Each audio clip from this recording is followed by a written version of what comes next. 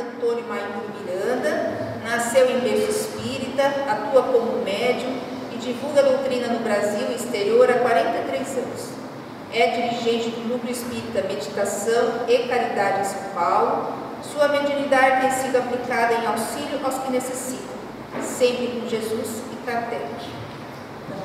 Então, para começarmos a nossa noite, nós vamos convidar a querida Rita para vir fazer a prece de abertura.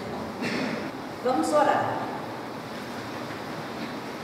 Querido Deus, Pai de amor e bondade, elevamos nossos pensamentos a Ti neste momento, agradecendo pela oportunidade de estarmos aqui reunidos em Teu nome, para ouvirmos um pouco mais sobre Teus ensinamentos e compreendermos a Tua mensagem.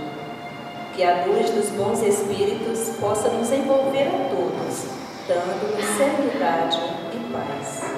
Que possamos abrir nossos corações e mentes para as reflexões que serão aqui compartilhadas, buscando sempre o aprimoramento moral e espiritual.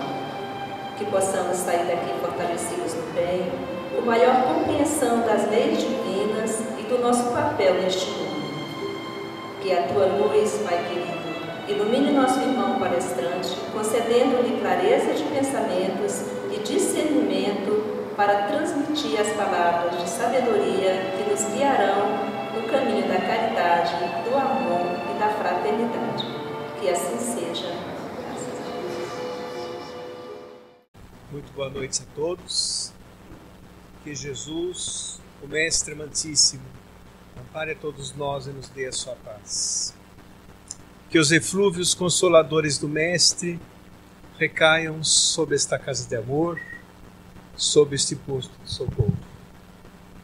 Muito bem, é uma grande alegria para nós estarmos aqui mais uma vez nessa belíssima cidade, com tantas pessoas bonitas reunidas, onde nós vamos falar um tema por demais importante: a força do amor. Todos nós sabemos que quando nós falamos de amor, falamos necessariamente de evolução, porque este sentimento profundo, quando ele é profundo, representa para o espírito imortal que somos uma verdadeira libertação. No início, nós somos instinto. Mais aprimorado, nós temos o nosso pensamento. Um pouco mais, temos os nossos sentimentos. Conseguimos aprimorar os sentimentos. E o ápice de tudo isso é o amor. Quando nós estamos de braços dados com o verdadeiro amor, nós estamos vinculados a Deus, nosso Pai, que é amor. E poderemos sentir em nós mesmos a sua presença em nossa vida, em nossas atitudes, em nossos pensamentos. Ou seja, dentro da esteira evolutiva, o espírito, quando ele é um espírito imperfeito, quando ele é um espírito ainda que resvala tanto em seus problemas íntimos, quando ele ainda tropeça tanto em seus equívocos, ele não consegue entender ainda este sentimento divino, porque ele é muito egocêntrico. O seu ego é muito inflado. Tem pessoas que dizem assim: para amar ao próximo, primeiro eu tenho que amar eu mesmo. Só que vamos combinar uma coisa aqui entre nós: tem gente que se ama demais, exagerado. Se ama tanto que não tem tempo para amar o próximo, não é? Que também é errado. Então, quando nós estamos saindo das esferas da imperfeição, do egoísmo, do egocentrismo, do orgulho, do rancor, da mágoa, quando vamos nos aprimorando, porque nós sabemos que os nossos equívocos, todos eles, ficam pelo caminho.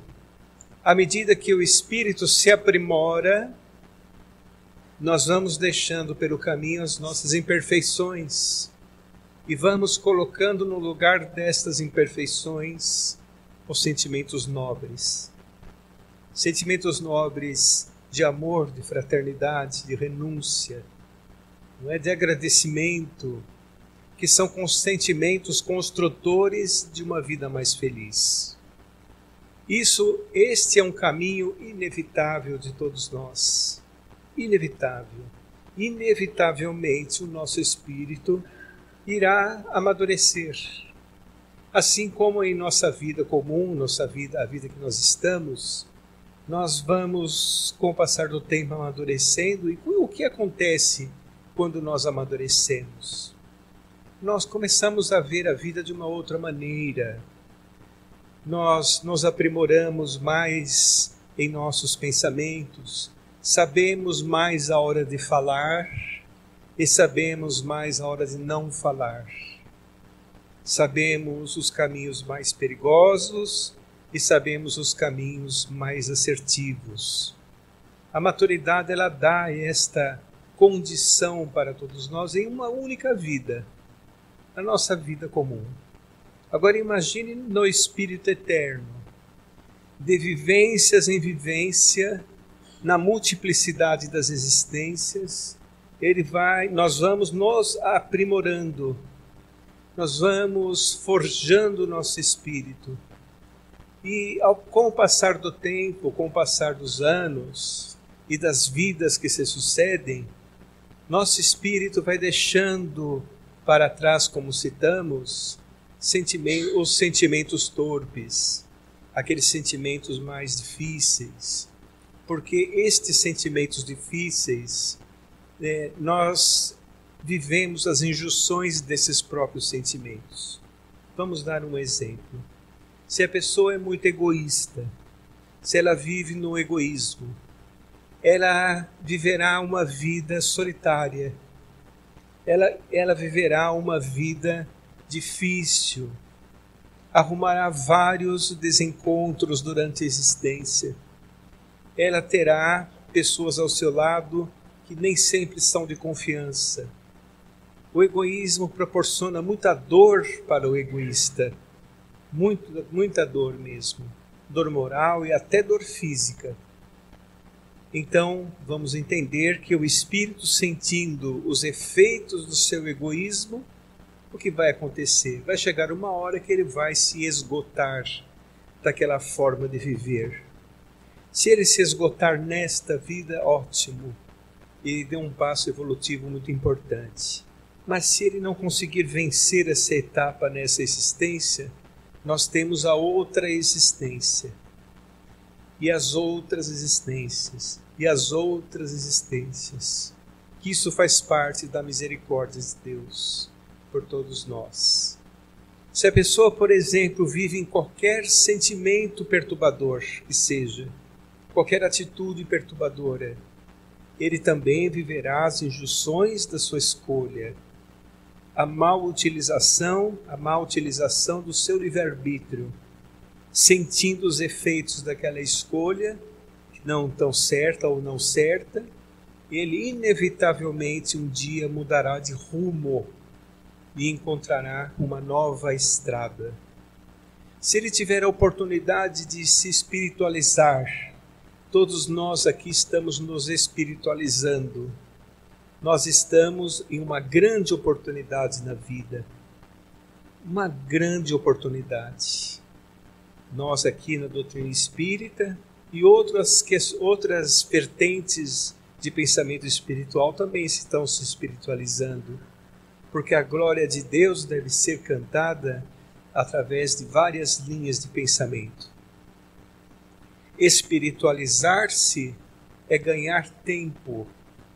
Espiritualizar-se é a autorrealização do espírito, porque tudo na existência é importante. É importante o emprego, é importante a família, é importante a sociedade, tudo é importante. Mesmo porque, quando nós estamos reencarnados, nós reencarnamos com algumas necessidades e nos reencarnamos também com muitas obrigações. muitas obrigações. E quando isto ocorre, quando nós estamos reencarnados, é a oportunidade de crescimento, é a oportunidade de autorrealização do espírito. Se ele tiver a oportunidade então de combater suas más inclinações, ele estará realmente ganhando tempo evolutivo, sem dúvida nenhuma. A pergunta de Allan Kardec aos espíritos da codificação, que é o espírita? Então, os espíritos responderam: é aquele que empreende um esforço pessoal para ser hoje melhor do que ontem e amanhã melhor do que hoje. Reconhece-se o verdadeiro espírita por sua transformação moral. Então vejam, como a doutrina espírita fala da vida com mais amplidão, demonstrando que a nossa vida não é somente este momento que nós estamos vivendo, que nós somos hoje o resultado do nosso ontem e amanhã seremos o que plantarmos hoje.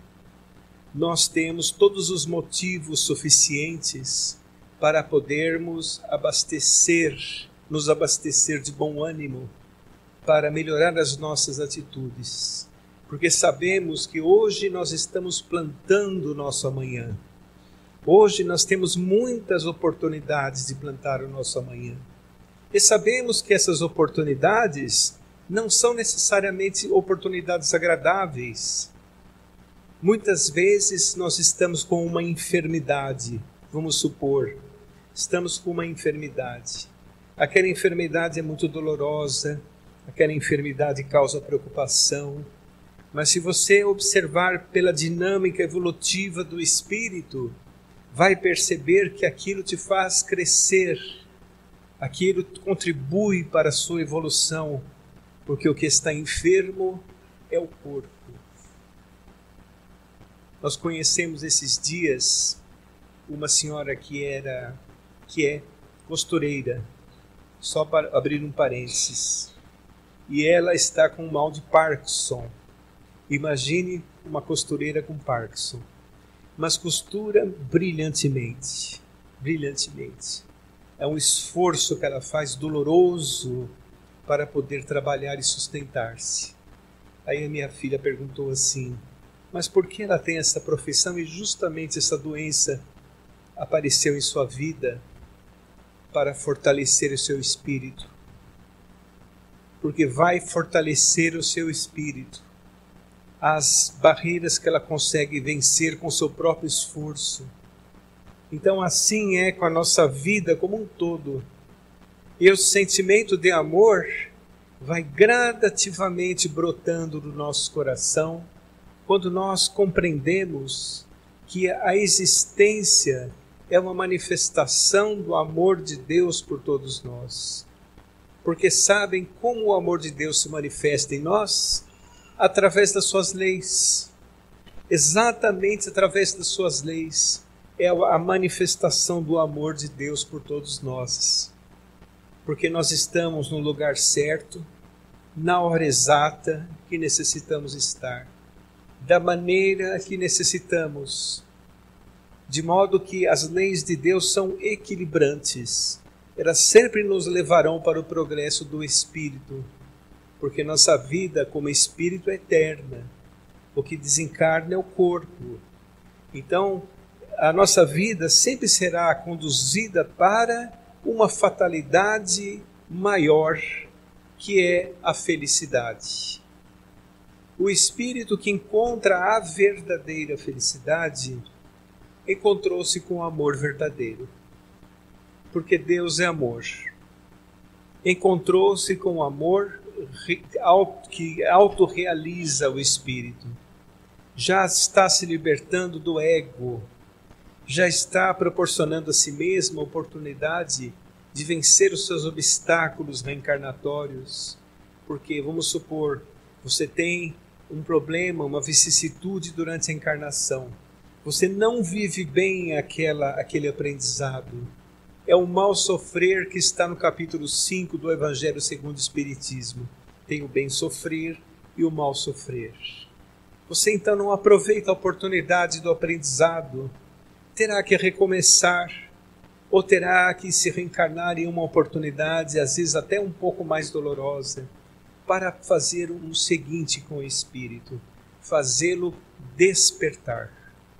Ou seja, quando nós despertamos como espíritos, nós encontramos este amor, que é a água que mitiga a sede para sempre, e o sol, o alimento que sacia eternamente. Isso acontecerá inevitavelmente com todos nós. Todos nós chegaremos a esta realização espiritual. O amor fortalece, o amor verdadeiro, não esse amor superficial que se fala na terra, esse amor que não respeita o próximo, não valoriza o próximo, não valoriza a si mesmo, é efêmero. Mas aquele amor profundo do Espírito, aquela sensação de conquista espiritual, aí você está realmente no verdadeiro amor.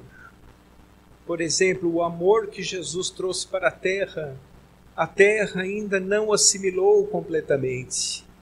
Ele falou de um amor desprendido dos convites equivocados da terra, um amor desprendido das nossas imperfeições, um amor que está acima destas imperfeições.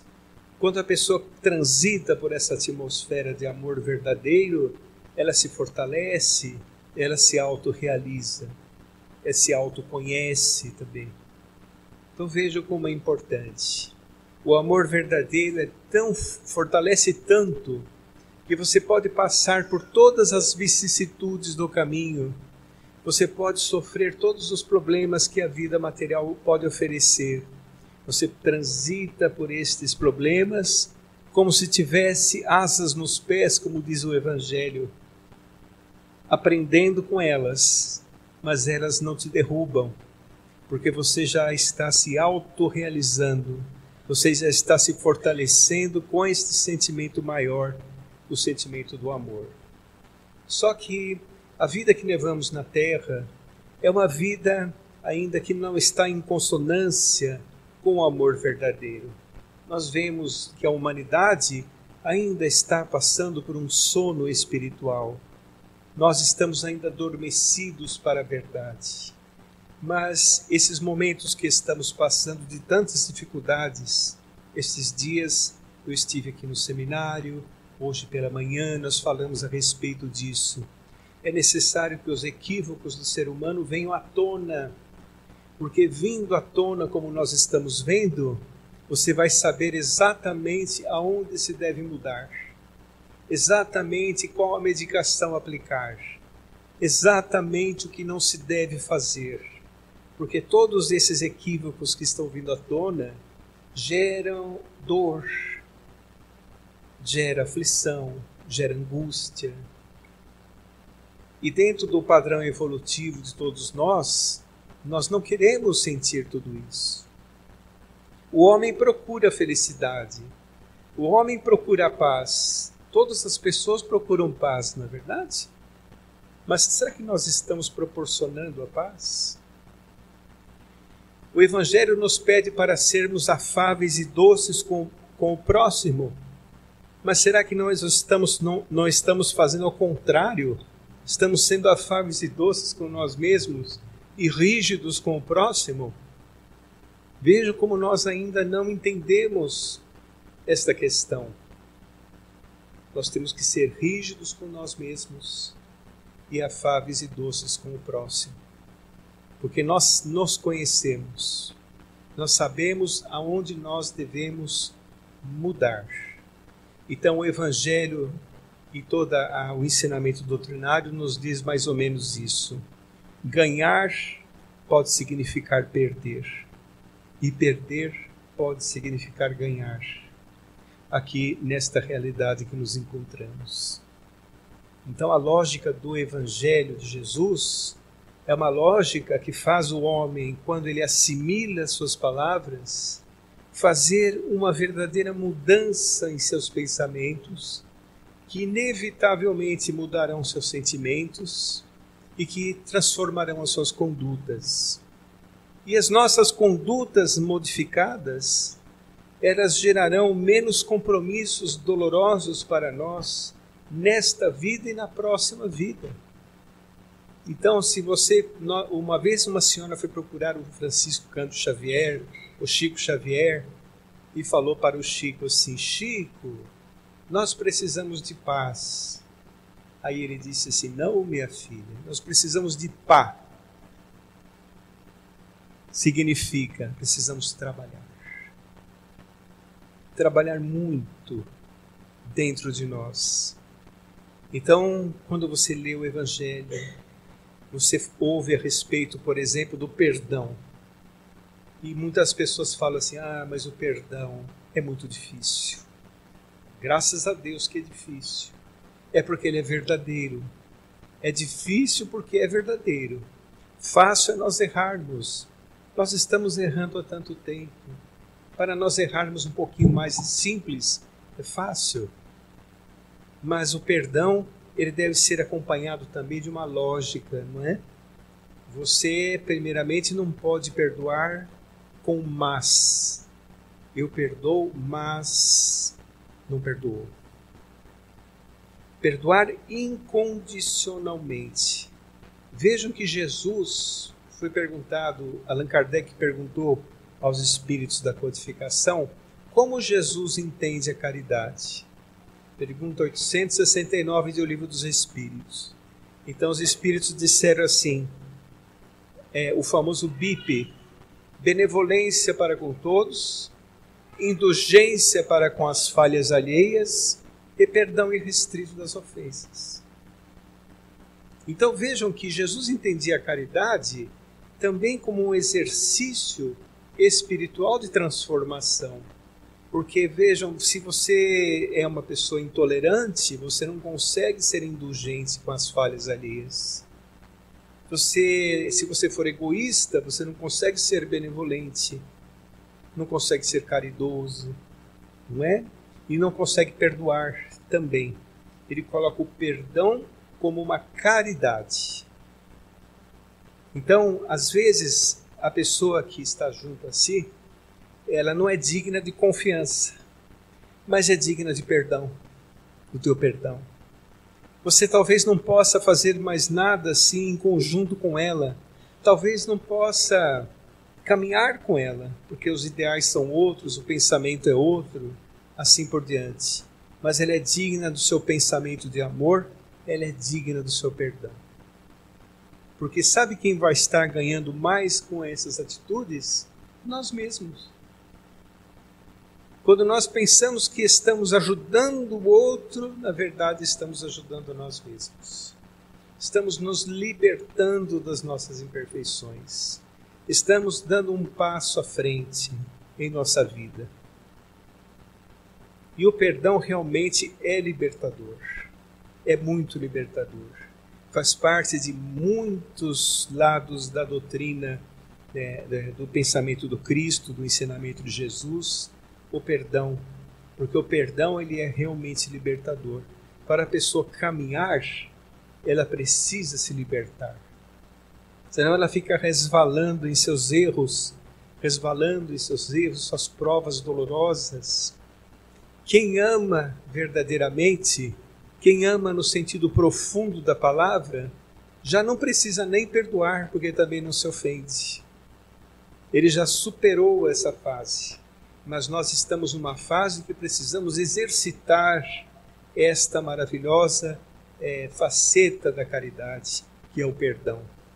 Não é? O perdão a caridade tem inúmeras facetas, desde a caridade emergencial até a caridade da prece silenciosa. Mas a caridade não é somente para aquelas pessoas que estão sofrendo. Não, a caridade também é para aquelas pessoas que convivem conosco. Se, por exemplo, você respeita os seus pais, você está sendo caridoso com aqueles espíritos que proporcionaram a sua reencarnação, independente dos erros deles. Se você ensina seus filhos dentro de uma realidade que vai fazer com que eles não se iludam perante a vida, você está sendo caridoso com aqueles espíritos que estão sob sua tutela? Se você é afável e doce com seus amigos que estão perto de você, você está sendo caridoso com aqueles que te acompanham na encarnação? Então, olha que interessante, a caridade é muito ampla mesmo. É uma manifestação do amor. A caridade faz, por exemplo, o amor faz, por exemplo, você nem temer a morte. Olha que interessante. A morte pode ser, o desencarne, pode ser um motivo de grande preocupação. Kardec estudou a questão do medo da morte. Ele estudou dizendo duas coisas. São as escolas do passado que diziam que a pessoa fica condenada eternamente, ou ela fica no paraíso eternamente, ou fica no purgatório eternamente. Allan Kardec, através dos espíritos da codificação, diz o que é uma ilusão. Isso é uma história que se contou, a época que apareceu, onde se contava uma pequena fábula, uma pequena história, e foram ensaios do ser humano para poder entender a evolução e a vida espiritual como se processava. Mas vejam, não tem sentido. Imaginem uma mãe, por exemplo, na vida espiritual, se por acaso ela está no paraíso, sabendo que um filho dela está no chamado inferno. Será que ela ficaria sossegada no paraíso? Porque se ela ficasse, seria egoísta, desabaria do paraíso. Não teria lugar para ela ficar lá. É um sentimento incompatível com o paraíso falado como no passado. Então essa questão de inferno, paraíso, a pessoa não sabendo que não cumpriu o que devia cumprir, tinha medo da morte. Outra questão que Kardec abordou é o desconhecimento, a falta de estudos aprofundados a respeito disso que é inevitável, que é o desencarne orgânico. Não é? Todos nós chegamos aqui na Terra com um prazo de validade. Nós chegamos aqui para nos aprimorar, mas aqui por pouco tempo, o que são algumas dezenas de anos perto da eternidade do espírito. Não é nada, é pouquíssimo tempo. Então essas questões causavam medo da morte. Mas e as pessoas que amam, que transmitem esse amor para o próximo? Será que elas têm realmente, será que a morte representa um drama tão grande para elas? Eu vou contar uma pequena história para nós ilustrarmos isso que estou falando, né? Eu vou contar uma história da época da Segunda Guerra Mundial. Na Segunda Guerra Mundial existia ali um lugar terrível que se chamava Gueto de Varsóvia. Era um lugar muito difícil. Antecedia a ida aos campos de concentração.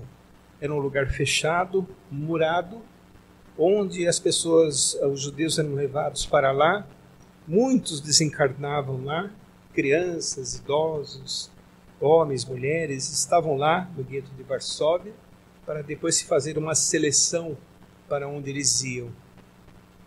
E no gueto de Varsóvia, em uma determinada época, teve uma epidemia de tifo, uma epidemia muito difícil.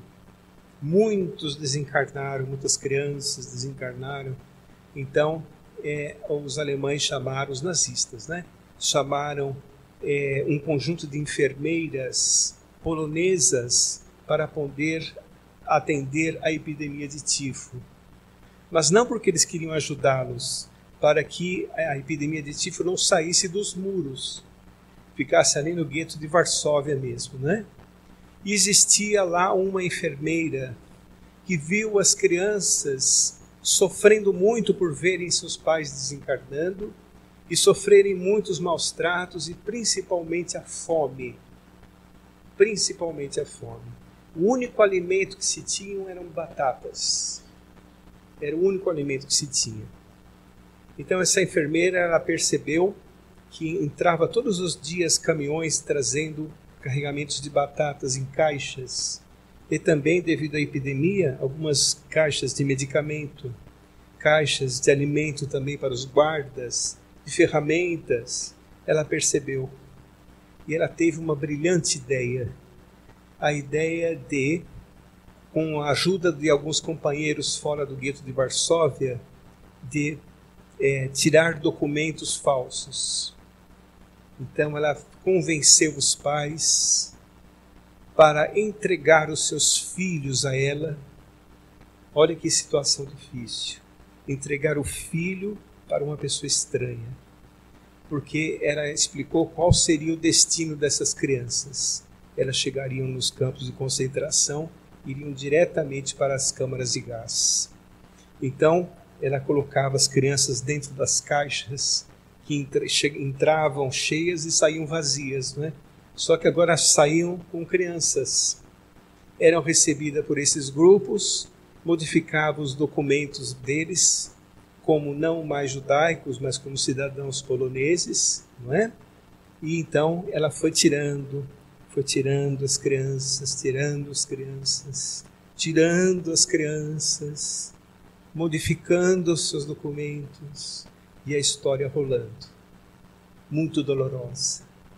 Ela foi descoberta, ela foi torturada, ela apanhou muito, e quando ela estava indo para a execução, um soldado ali que se comoveu com isso, com a descoberta, falou para ela assim: fuja.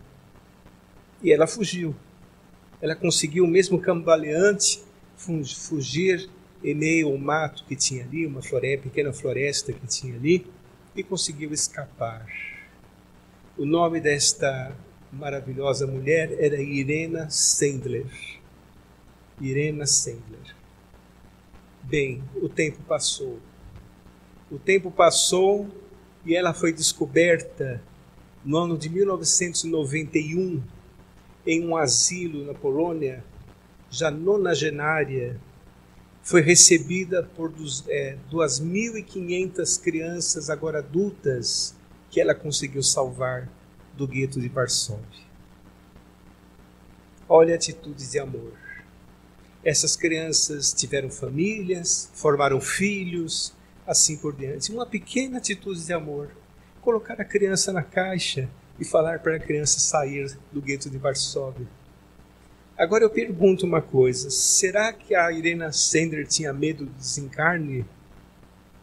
Será que o desencarne representava para ela um problema tão grande? Claro que não. Claro que não. Ela estava muito acima disso. Muito acima dessa questão. Não é? Por quê? Porque ela parte da Terra com o coração em paz. Ela parte da Terra com o coração pacificado. Ela sabe que ela continuará a sua jornada de amor na vida espiritual. E ela deve ter, então, uma trajetória de amor e mais amor e mais amor. É o espírito realizado.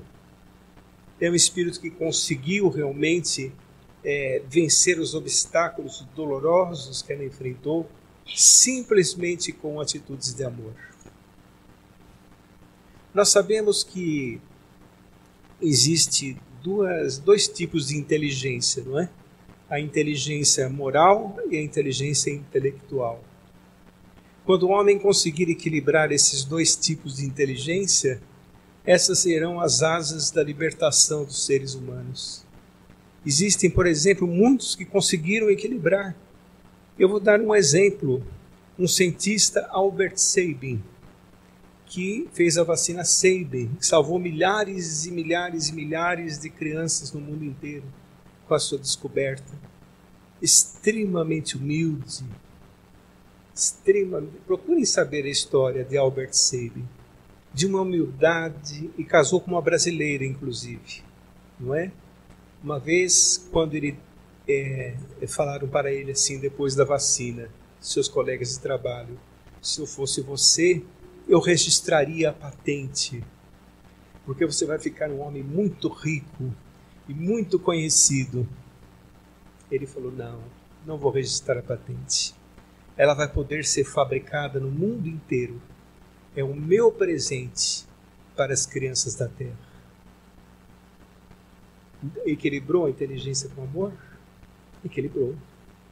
Então, são espíritos, são exemplos que trazem para todos nós que nós não necessitamos ser um missionário, não necessitamos ter grandes, sermos conhecidos para fazer isso. Nós podemos fazer atitudes de amor individualmente. Qualquer um de nós é capaz de fazer isso. Qualquer um de nós é capaz de amar incondicionalmente. Agora, é um exercício, evidente que é um exercício. Uma pessoa te prejudica, você vai ter que realmente frear o seu orgulho. Você vai ter que acrescentar o perdão. Olha que dificuldade. Você vai ter que controlar instintos que ainda estão enraizados em você, de reação, porque nós somos muito reativos, né? A pessoa faz sem raciocinar, imediatamente reagimos. Então, quando você consegue fazer isso, você vai construindo o interior melhor. Inevitavelmente, o amor aparecerá em sua vida. Esse amor não é aquele amor que a pessoa fica sem raciocinar, fica assim, de uma maneira extremamente fragilizada. Não, o amor fortalece. O amor fortalece. Você falar para um filho, uma filha seu, situações de disciplina, você está amando aquela pessoa. Você está fazendo com que ela não erre. Você alertar um amigo, uma amiga, falar assim: não faça isso.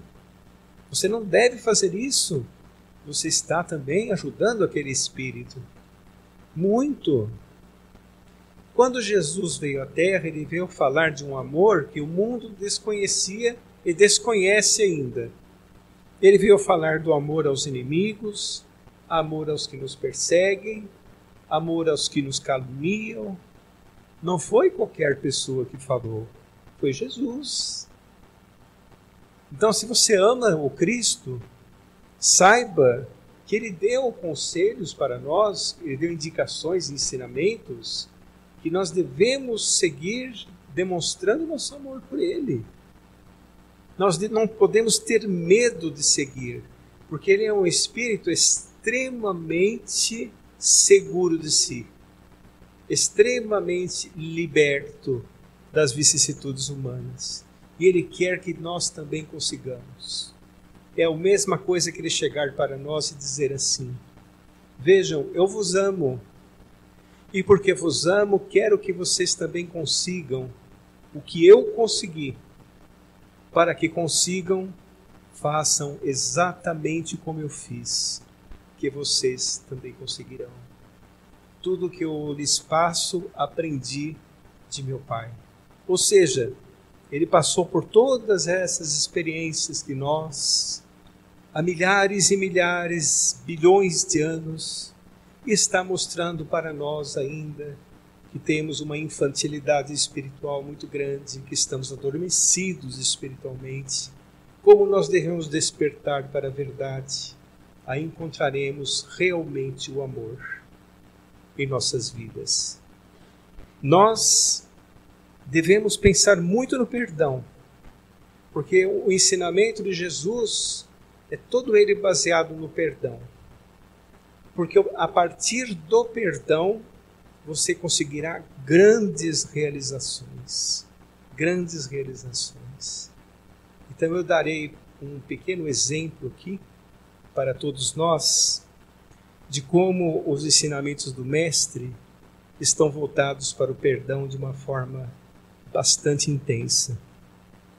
Nós sabemos que o espírito de Judas hoje é um espírito bastante iluminado. Ele passou por uma situação muito dolorosa. Ele se equivocou muito no ato que cometeu, principalmente com o suicídio.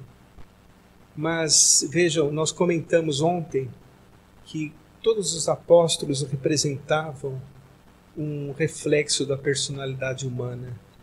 Quantos Judas tem por aí? Quantos Pedro, quantos Tomé? Muitos, né? Cada apóstolo representava uma faceta da personalidade humana. E nós devemos entender que o tempo passou e que esse Espírito precisava cumprir o que estava previsto pela boca profética, onde o Messias iria ser entregue ao martírio, como realmente foi, e ele deveria ter um instrumento que proporcionasse isso a ele. Então vamos ver o que Maria Dolores, pelas mãos abençoadas de Francisco Cândido Xavier, nos disse a respeito do assunto. O ambiente era frio e nevoento, tomado de angústia e de sofrimento. Naquele ambiente, Judas chorava. Foi quando aproximou-se dele uma mulher lembrada de uma grande luz e disse assim: meu filho, por que choras? Vem comigo, eu te mostrarei um formoso e remansoso abrigo. Ele então, a olhá-la, como quem se desembaraçasse de pesadelo atroz, ou como quem olvidasse a própria dor gigante, perguntou: quem sois vós, que me falais assim, sabendo-me traidor? Por acaso sois divina mulher irradiando amor, ou anjo celeste de quem prescindo a luz? Ela então, olhá-lo frente a frente, respondeu-lhe simplesmente: meu filho, eu sou Maria, a mãe de Jesus. Muita paz a todos.